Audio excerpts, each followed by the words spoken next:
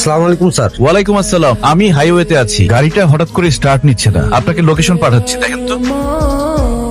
আরে সালা পুরে তো বম। বস গাড়িটাকে আপনার? একটা সেলফি তুলি। মাই ড্রিম কার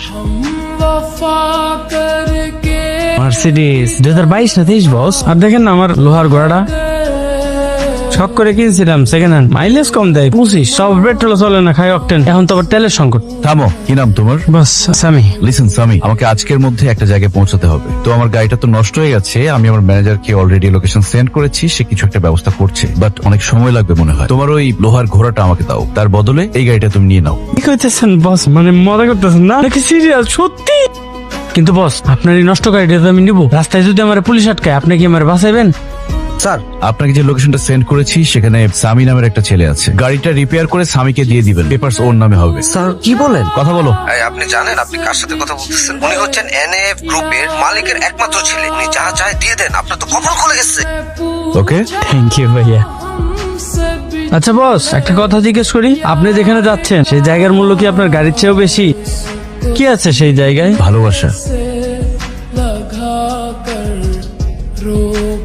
স্যার, জওয়ান কিছু বলবেন? মিস মাহিরা এই চিঠিটা আপনাকে দিতে বলেছেন। কোথায় উনি? She left her job.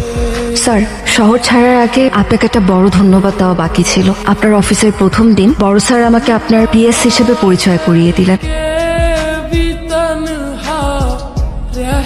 আমিও কেবল একজন পিএস হিসেবে আপনার সাথে ছিলাম, কিন্তু আপনার কারণে আমি একজন মানুষ হিসেবে সম্মান পেয়েছি। কাজের ফাঁকে আড়াল থেকে আপনার সে খেয়াল রাখা কিংবা আমার বারণ শুনে অবলীলায় সিগারেটটা ফেলে দেওয়া বুঝিয়ে দিত যে এই ব্যস্ত শহরেও আমার অস্তিত্ব কারো কাছে মূল্যবান।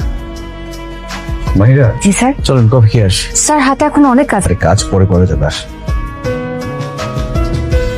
হয়তো ভাবছেন অফিসের লোকজনের আড়ালে বলা কটু কথা শুনে আমি ভয় পেয়েছি। আরো কথা আমি গায়ে মাখি না, তবে আমি চাই না আমার জন্য আপনার সম্মানে বিন্দু মাত্র আঁচ লাগুক। এই শহরে আমার থাকার প্রয়োজন ফুরিয়েছে ঠিকই, কিন্তু আপনার দেওয়া ওই সম্মানটুকু আমার জীবনের শ্রেষ্ঠ প্রাপ্তি হয়ে থাকবে। রায়ান, কি হয়েছে তোমার? না, তেমন কিছু না। তেমন কিছু না মানে নিশ্চয়ই বড় কিছু।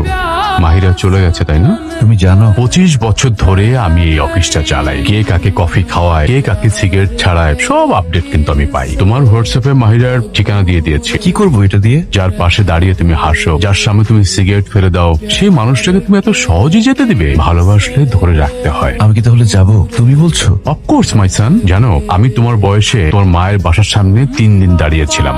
একদিন তো সারাদিন বৃষ্টিতে ভিজেছি। তারপর আবার কি, আমাকে বৃষ্টিতে ভিজতে দেখে তোমার মা আমার প্রেমে পড়েছিল।